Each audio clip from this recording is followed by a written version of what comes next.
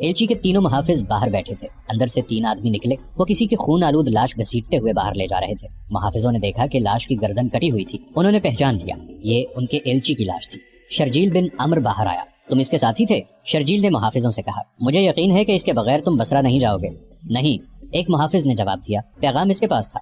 جاؤ مدینہ کو لوٹ جاؤ، شرجیل نے کہا، اور محمد صلی اللہ علیہ وآلہ وسلم سے کہنا کہ ہم اپنے قبیلے اور اپنے عقیدے کی توہین برداشت نہیں کیا کرتے۔ اگر یہ شخص بصرہ پہنچ جاتا تو وہاں قتل ہو جاتا۔ خدا کی قسم، ایک محافظ نے کہا، ہم اپنے مہمان کے ساتھ یہ سلوک نہیں کیا کرتے۔ میں تمہیں مہمان سمجھ کر تمہاری جان بخشی کر رہا ہوں، شرجیل نے کہا، اور مجھے یہ نہ کہنا کہ میں تمہیں اس کی لاش دے دوں۔ مدینہ کی تمام تر آبادی کو معلوم ہو چکا تھا کہ رسول اللہ صلی اللہ علیہ وآلہ وسلم کا ایلچی دعوت اسلام لے کر بصرہ گیا ہوا ہے۔ سب ایلچی کی واپسی کے منتظر تھے، لیکن تینوں محافظ ایلچی کے بغیر واپس آئے۔ ان کے چہروں پر گرد کی تہ اور تھکن کے آثار ہی نہیں تھے، بلکہ غم و غصے کے تاثرات بھی تھے۔ وہ مدینہ داخل ہوئے تو لوگ ہجوم کر کے آ گئے۔ خدا کی قسم، ہم انتقام لیں گے، محافظ بازو لہرا لہرا کر کہتے جا رہے تھے۔ موتا کے شرجیل بن عمر کا قتل ہم پر فرض ہو گیا ہے۔ جب یہ خبر رسول اللہ صلی اللہ علیہ وآلہ وسلم کو ملی تو باہر مدینہ کی آبادی اکٹھی ہو گئی تھی۔ عربوں کے رواج کے مطابق قتل کی سزا قتل تھی۔ باہر لوگ انتقام انتقام کے نعرے لگا رہے تھے۔ اس دور میں بھی آج کل کی طرح ایک دوسرے کے ایلچیوں کو، جن کی حیثیت سفیروں جیسی ہوتی تھی، دشمن بھی تحفظ دیتا تھا۔ کسی کے ایلچی کو قتل کر دینے کا مطلب اعلان جنگ سمجھا جاتا تھا۔ اہل مدینہ رسول کریم صلی اللہ علیہ وآلہ وسلم نے باہر آ کر مدینہ والوں کے بکھرے ہوئے ہجوم سے فرمایا، میں نے انہیں لڑائی کے لیے نہیں للکارا تھا، میں نے انہیں سچا دین قبول کرنے کو کہا تھا۔ اگر وہ لڑنا چاہتے ہیں تو ہم لڑیں گے، ہم لڑیں گے، ہم انتقام لیں گے، مسلمان کمزور نہیں۔ ہجوم نعرے لگا رہا تھا، مسلمانوں کا خون اتنا ارزاں نہیں، ہم اللہ اور رسول صلی اللہ علیہ وآلہ وسلم کے ناموس پر مر مٹیں گے۔ رسول کریم صلی اللہ علیہ وآلہ وسلم کے حکم سے اسی روز مجاہدین اسلام کی فوج تیار ہو گئی، جس کی تعداد 3000 تھی۔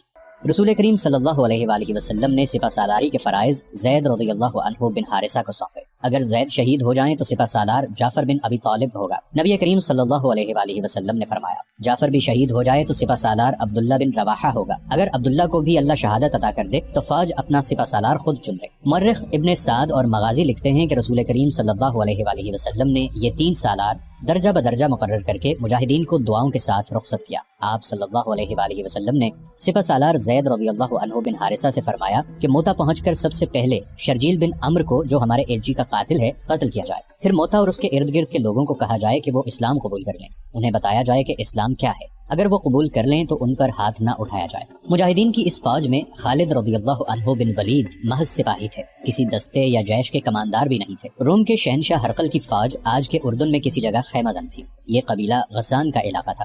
فوج کی تعداد مورخین کے مطابق 1 لاکھ تھی۔ یہ فوج اس علاقے کی بستیوں پر چھا چکی تھی۔ کھڑی فصل گھوڑے اور اونٹ کھا رہے تھے۔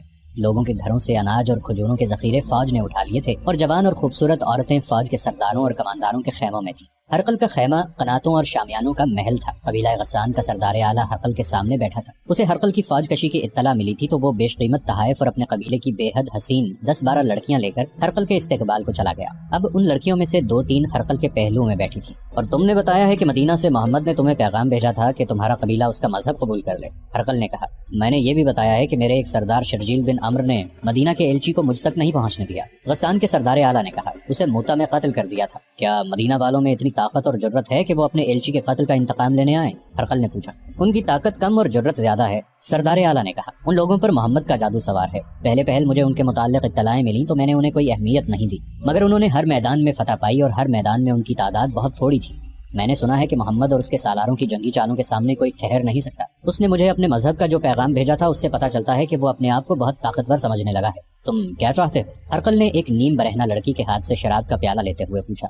بات صاف کہہ دوں تو میرے لیے بھی اچھا ہے، اور آپ کے لیے بھی، سردار اعلیٰ نے کہا۔ میں نے آپ کی فوج دیکھ لی ہے، میرا قبیلہ کوئی چھوٹا قبیلہ نہیں۔ اگر زیادہ نہیں تو آپ جتنی فوج میرے پاس بھی ہے، آپ اپنے ملک سے دور رہیں۔ اگر ہم لڑیں گے تو میں اپنی زمین پر لڑوں گا، جہاں کا بچہ بچہ آپ کا دشمن ہے۔ کیا تم مجھے دھمکی دے رہے ہو؟ ہرقل نے مسکرا کر پوچھا۔ اگر یہ دھمکی ہے تو میں اپنے آپ کو بھی دے رہا ہوں، غسان کے سردار اعلیٰ نے کہا۔ میں آپ کو آپس کی لڑائی کے نتائج بتا رہا ہوں جو ہم دونوں کے لیے اچھے نہیں ہوں گے۔ اس کا فائدہ مدینہ والوں کو پہنچے گا۔ کیا یہ بہتر نہیں ہوگا کہ ہم دونوں مل کر مسلمانوں کو ختم کر دیں؟ میں فتح کی صورت میں آپ سے کچھ نہیں مانگوں گا، مفتوحہ علاقہ آپ کا ہوگا، میں اپنے علاقے میں واپس آ جاؤں گا۔ ہم آپس میں لڑ کر اپنی طاقت ضائع نہ کریں، پہلے ایک ایسی طاقت کو ختم کریں جو مدینہ میں ہم دونوں کے خلاف تیار ہو رہی ہے۔ میں تمہاری تجویز کو قبول کرتا ہوں، شہنشاہ ہرقل نے کہا۔ پھر اپنی فوج کو حکم دے دیں کہ غسان کی بستیوں میں لوٹ مار بند کر دیں۔ دے دوں گا، ہرقل نے کہا۔ ہمیں مدینہ والوں کے انتظار میں نہیں رہنا چاہیے، ہم مدینہ کی طرف بڑھیں گے۔ انہیں زیادہ انتظار نہ کرنا پڑا۔ مدینہ کے 3000 مجاہدین مدینہ سے بہت دور نکل گئے تھے۔ موتا سے کچھ فاصلے پر مان نام کا ایک مقام تھا، وہاں انہوں نے پڑاؤ کیا۔ اس علاقے اور اس سے آگے کے علاقے میں مجاہدین اجنبی تھے، انہیں کچھ خبر نہیں تھی کہ آگے کیا ہے۔ معلوم یہ کرنا تھا کہ آگے دشمن کی فوج موجود ہے یا نہیں، اگر ہے تو کتنی ہے اور کیسی ہے۔ یہ معلوم کرنے کے لیے 3-4 مجاہدین کو قریب سے شتر سواروں کے بھیس میں آگے بھیج دیا گیا۔ ان 2 آدمیوں نے رات آگے کہیں جا کر گزاری اور اگلی شام کو واپس آئے۔ وہ جو خبر لائے تھے وہ اچھی نہیں تھی، وہ دور آگے چلے گئے تھے۔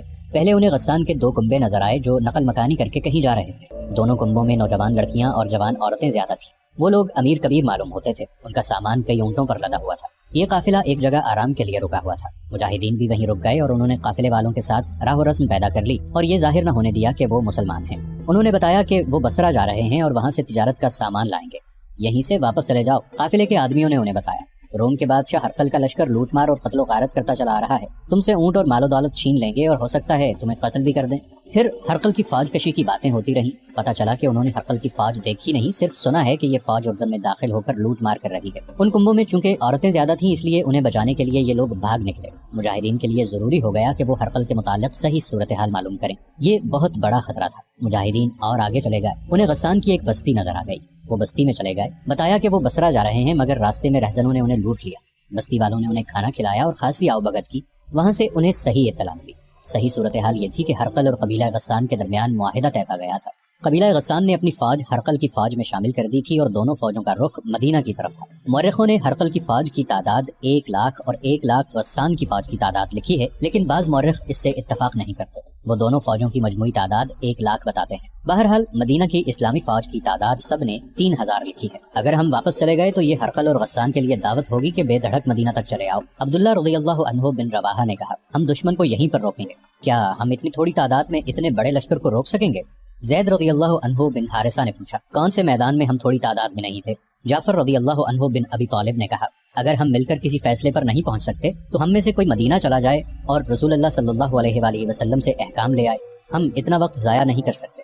عبداللہ رضی اللہ عنہ نے کہا، دشمن ہمیں اتنی مہلت نہیں دے گا، خدا کی قسم میں دشمن کو یہ تاثر نہیں دوں گا کہ ہم اس کے لشکر سے ڈر گئے ہیں، اور میں مدینہ میں یہ کہنے کے لیے داخل نہیں ہوں گا کہ ہم پسپا ہو کر آئے ہیں۔ زید رضی اللہ عنہ نے کہا، جانیں قربان کر کے زندہ رہنے والوں کے لیے مثال قائم کر جائیں گے۔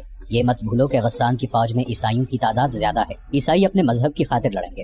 عبداللہ بن رواحہ کھڑے ہوئے اور اپنے مجاہدین کو اکٹھا کر کے اتنے جوشیلے لہجے میں خطاب کیا کہ 3000 مجاہدین کے نعرے زمین و آسمان کو ہلانے لگے۔ سپہ سالار زید رضی اللہ عنہ بن حارثہ نے آگے کو کوچ کا حکم دیا۔ مورخین لکھتے ہیں کہ مجاہدین اسلام نے اپنے آپ کو بڑے ہی خطرناک امتحان میں ڈال دیا۔ ہرقل اور غسان کے سردار اعلیٰ کو معلوم ہو گیا تھا کہ مدینہ سے چند ہزار نفری کی فوج اپنے ایلچی کے قتل کا انتقام لینے آ رہی ہے۔ مجاہدین کو کچل ڈالنے کے لیے ہرقل اور غسان کے لشکر آ رہے تھے۔ مجاہدین بڑھتے چلے گئے اور بلقا پہنچے۔ انہیں اور آگے جانا تھا، لیکن غسان کی فوج کے 2 دستے جن کی تعداد مجاہدین کی نسبت 3 گنا تھی، راستے میں حائل ہو گئے۔ زید رضی اللہ عنہ بن حارثہ نے مجاہدین کو دور ہی روک لیا اور ایک بلند جگہ کھڑے ہو کر علاقے کا جائزہ لیا۔ انہیں یہ زمین لڑائی کے لیے موزوں نہ لگی۔ دوسرے سالاروں سے مشورہ کر کے زید رضی اللہ عنہ بن حارثہ مجاہدین کو پیچھے لے آئے۔ غسان کی فوج نے اسے پسپائی سمجھ کر مجاہدین کا تعاقب کیا۔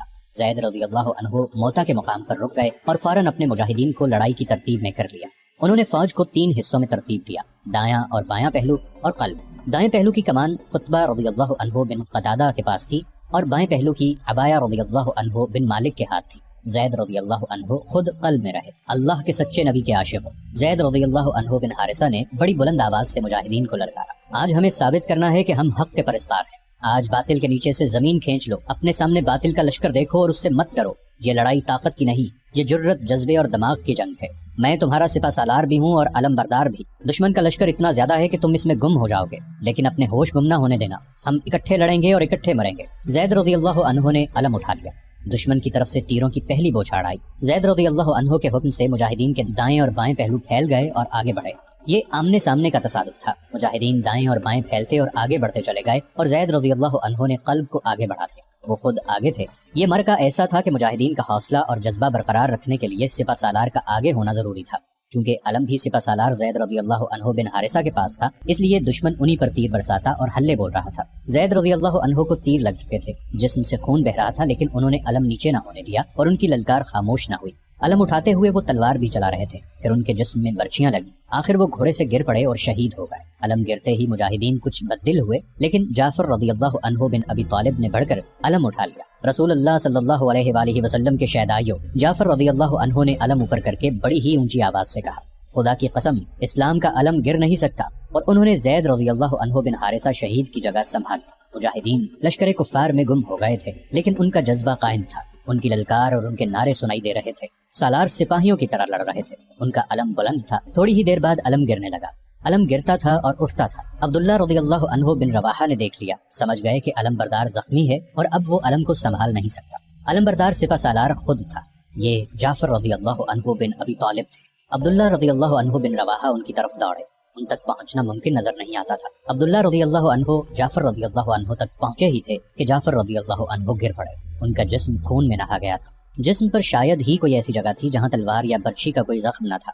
جعفر رضی اللہ عنہ گرتے ہی شہید ہو گئے۔ عبداللہ رضی اللہ عنہ نے پرچم اٹھا کر بلند کیا اور نعرہ لگا کر مجاہدین کو بتایا کہ انہوں نے علم اور سپہ سالاری سنبھال لی ہے۔ یہ دشمن کی فوج کا ایک حصہ تھا جس کی تعداد 10 سے 15 ہزار تک تھی۔ یہ تمام تر نفری غسانی عیسائیوں کی تھی جو اس مارکے کو مذہبی جنگ سمجھ کر لڑ رہے تھے۔ اتنی زیادہ تعداد کے خلاف 3000 مجاہدین کیا کر سکتے تھے، لیکن ان کی قیادت اتنی دانشمند اور عسکری لحاظ سے اتنی قابل تھی کہ اس کے تحت مجاہدین جنگی طریقے اور سلیقے سے لڑ رہے تھے۔ ان کا انداز لٹ بازوں والا نہیں تھا، مگر دشمن کی تعداد اتنی زیادہ تھی کہ مجاہدین بکھرنے لگے، یہاں تک کہ بعض اس انتشار اور دشمن کے دباؤ اور زور سے گھبرا کر مارکے سے نکل گئے، لیکن وہ بھاگ کر کہیں گئے نہیں، قریب ہی کہیں موجود رہے۔ باقی مجاہدین انتشار کا شکار ہونے سے یوں بچے کہ وہ 4-4 5-5 اکٹھے ہو کر لڑتے رہے۔ جنگی مبصرین نے لکھا ہے کہ غسانی مسلمانوں کی اس افراتفری کی کیفیت سے کچھ بھی فائدہ نہ اٹھا سکے، جس کی وجہ یہ ہے کہ مسلمان اتنی بے جگری سے اور ایسی مہارت سے لڑ رہے تھے کہ غسانیوں پر ان کا رعب طاری ہو گیا۔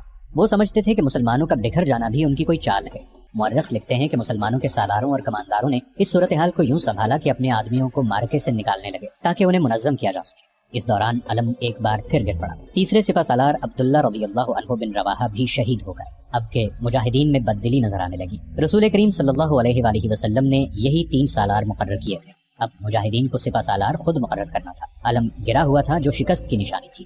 ایک سرکردہ مجاہد ثابت رضی اللہ عنہ بن ارقم نے علم اٹھا کر بلند کیا اور نعرہ لگانے کے انداز سے کہا، اپنا سپہ سالار کسی کو بنا لو، علم کو میں بلند رکھوں گا، میں ثابت بن ارقم۔ مورخ ابن سعد نے لکھا ہے کہ ثابت رضی اللہ عنہ اپنے آپ کو سپہ سالاری کے قابل نہیں سمجھتے تھے اور وہ مجاہدین کی رائے کے بغیر سپہ سالار بننا بھی نہیں چاہتے تھے، کیونکہ نبی کریم صلی اللہ علیہ وآلہ وسلم کا حکم تھا کہ 3 سالار اگر شہید ہو جائیں تو چوتھے سالار کا انتخاب مجاہدین خود کریں۔ ثابت رضی اللہ عنہ کی نظر خالد رضی اللہ عنہ بن ولید پر پڑی جو قریب ہی تھے، مگر خالد رضی اللہ عنہ بن ولید کو مسلمان ہوئے ابھی 3 ہی مہینے ہوئے تھے، اس لیے انہیں اسلامی معاشرے میں ابھی کوئی حیثیت حاصل نہیں ہوئی تھی۔ ثابت رضی اللہ عنہ بن ارقم خالد رضی اللہ عنہ کے عسکری جوہر اور جذبے سے واقف تھے، انہوں نے علم خالد رضی اللہ عنہ کی طرف بڑھایا۔ بے شک اس رتبے کے قابل تم ہو خالد، خالد خالد خالد، ہر طرف سے آوازیں بلند ہونے لگی، خالد ہمارا سپہ سالار ہے۔ خالد رضی اللہ عنہ نے لپک کر علم ثابت رضی اللہ عنہ سے لے لیا۔ غسانی لڑ تو رہے تھے لیکن ذرا پیچھے ہٹ گئے تھے۔ خالد رضی اللہ عنہ کو پہلی بار آزادی سے قیادت کے جوہر دکھانے کا موقع ملا۔ انہوں نے چند ایک مجاہدین کو اپنے ساتھ رکھ لیا اور ان سے قاصدوں کا کام لینے لگے، خود بھی بھاگ دوڑ کرنے لگے اور لڑتے بھی رہے۔ اس طرح انہوں نے مجاہدین کو جو لڑنے کے قابل رہ گئے تھے یکجا کر کے منظم کر لیا اور انہیں پیچھے ہٹا لیا۔ غسانی بھی پیچھے ہٹ گئے تھے اور دونوں طرف سے تیروں کی بوچھاڑیں برسنے لگیں، فضا میں ہر طرف تیر اڑ رہے تھے۔ خالد رضی اللہ عنہ نے صورتحال کا جائزہ لیا، اپنی نفری اور اس کی کیفیت دیکھی تو ان کے سامنے یہی صورت رہ گئی تھی کہ مارکا ختم کر دیں۔ دشمن کو کمک بھی مل رہی تھی، لیکن خالد رضی اللہ عنہ پسپا نہیں ہونا چاہتے تھے۔ پسپائی بجا تھی، لیکن خطرہ یہ تھا کہ دشمن تعاقب میں آئے گا، جس کا نتیجہ مجاہدین کی تباہی کے سوا کچھ نہ ہوگا۔ خالد رضی اللہ عنہ نے سوچ سوچ کر ایک دلیرانہ فیصلہ کیا، وہ مجاہدین کے آگے ہو گئے اور غسانیوں پر حلہ بول دیا۔ مجاہدین نے جب اپنے سپہ سالار اور اپنے علم کو آگے دیکھا تو ان کے حوصلے تر و تازہ ہو گئے۔ یہ حلہ اتنا دلیرانہ اور اتنا تیز تھا کہ کثیر تعداد غسانی عیسائیوں کے قدم اکھڑ گئے۔ مجاہدین کے حلے اور ان کی ضربوں میں قہر تھا۔ مورخ لکھتے ہیں اور حدیث بھی ہے کہ اس وقت تک خالد رضی اللہ عنہ کے ہاتھ میں 9 تلواریں ٹوٹ چکی تھیں۔ خالد رضی اللہ عنہ دراصل غسانیوں کو بکھیر کر مجاہدین کو پیچھے ہٹانا چاہتے تھے، اس میں وہ کامیاب رہے۔ انہوں نے اپنے اور مجاہدین کے جذبے اور اسلام کے عشق کے بلبوتے پر یہ دلیرانہ حملہ کیا تھا۔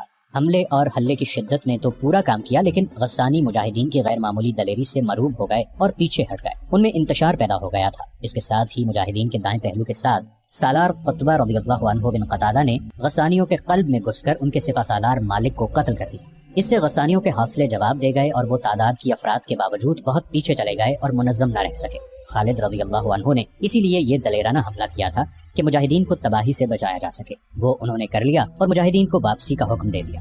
اس طرح یہ جنگ ہار جیت کے بغیر ہی ختم ہو گئی۔ جب مجاہدین خالد رضی اللہ عنہ بن ولید کی قیادت میں مدینہ میں داخل ہوئے تو مدینہ میں پہلے ہی خبر پہنچ چکی تھی کہ مجاہدین پسپا ہو کر آ رہے ہیں۔ مدینہ کے لوگوں نے مجاہدین کو تانے دینے شروع کر دیے کہ وہ بھاگ کر آئے ہیں۔ خالد رضی اللہ عنہ نے رسول اکرم صلی اللہ علیہ وآلہ وسلم کے حضور معرکے کی تمام تر رویداد پیش کی۔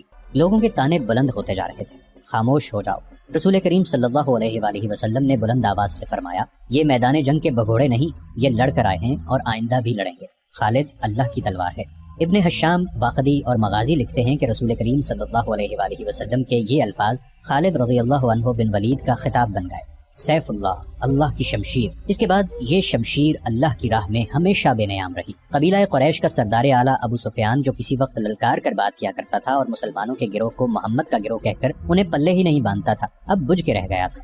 خالد رضی اللہ عنہ بن ولید کے قبول اسلام کے بعد تو ابو سفیان صرف سردار رہ گیا تھا۔